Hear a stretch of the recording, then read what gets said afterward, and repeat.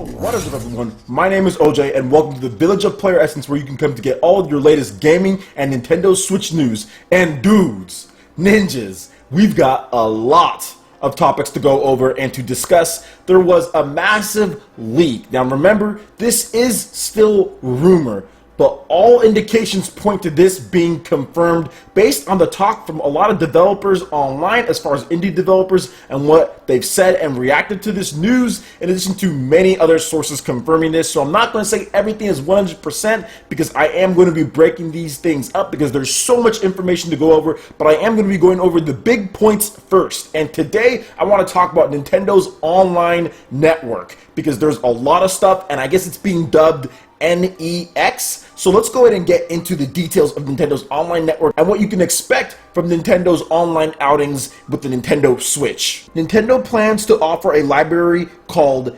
NEX, Network Extension, that provides server service features by communicating with Nintendo Game Server. Submit an application to Nintendo to use the following main features. In addition, NEX can be used to view game server statistics. 1. Matchmaking. This feature matches players for multiplayer games. It can be used to bring players together based on matchmaking criteria from among specified numbers of users to create groups among friends only. Groups can be created temporarily for multiplayer games, or they can be created as lasting entities usable as communities. Ranking. This feature uploads scores so users can get the relative rankings. Rankings can be calculated for only a certain period of time, or for only the scores of players registered in a certain group. The score information can be periodically reset. Data store. This is the network storage feature. Any data can be optionally saved to the game server. This saved data can be tagged, searched, and appended with ratings and the like. Subscriber. This is a messaging feature based on the publish-subscribe pattern. It can be used to post messages on certain topics, hold for posts on certain topics, and otherwise share information within the application. So that was very interesting information that I want to talk about first there, and then we'll get into the next thing. So with Nintendo's online network, it seems like they're really taking things to the next level when it comes to Nintendo, that is, and they have basically like communities in there. So there would be something called communities like a Miiverse, but it's just not going to be as grand and as big as Miiverse usually is. Okay, so they are doing something like that based on this information, but it's not going to be something that's huge and has all the Miiverse logos and all that stuff. It's basically stuff that you can set up as communities, and it can just be temporarily for the multiplayer groups, or you can actually set them up like, let's just say, Team PlayerEssence or whatever the case is, and that can be a long-standing community that people can join in, and you can take part of it. Anytime there's a multiplayer game, you'll know that that person has a game up. I thought the rankings and data score was really good too, because it seems like every single game, or for the most part, is going to have some form of rankings. And not only that, but within the groups that you create,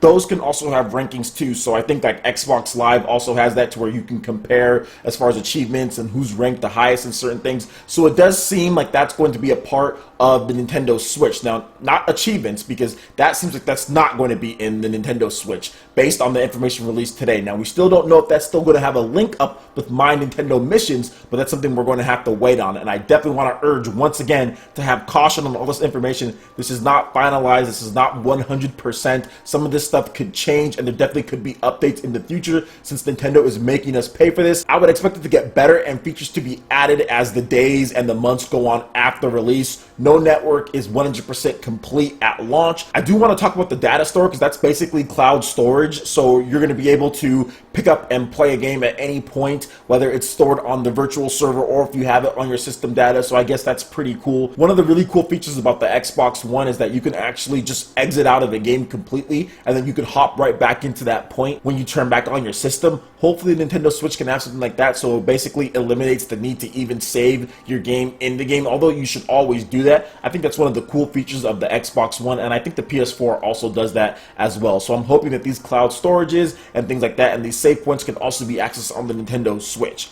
So overall, this looks like a lot of great networking stuff, and this could be the reason why Nintendo's starting to charge, because all of these features, comparing it to the Wii U and comparing this This obviously blows it out when it comes to matchmaking, when it comes to creating groups, when it comes to subscribers, and when it comes to all that stuff that they're doing in here. This definitely is a leg up from the Nintendo Wii U. So this is pretty cool news. Hopefully it all comes together, and I'm waiting to see how Nintendo fleshes it out over the next couple months until it becomes a paid service in the fall. These documents do confirm that there will be on-screen notifications and overlays as well, so you will get pop-ups, and there will be a way to actually disable some of them according to the documents. There's a lot of different stuff, so I'm not going to go over everything, but it does say that. In addition to that, many of the different online features apparently will be able to be accessed on the actual system itself and not just through the app. When it comes to themes, it does seem like there are going to be themes that will be added in the future as far as color fonts and all that, but it seems like all that we're going to get at launch at least is black and white. But trust me,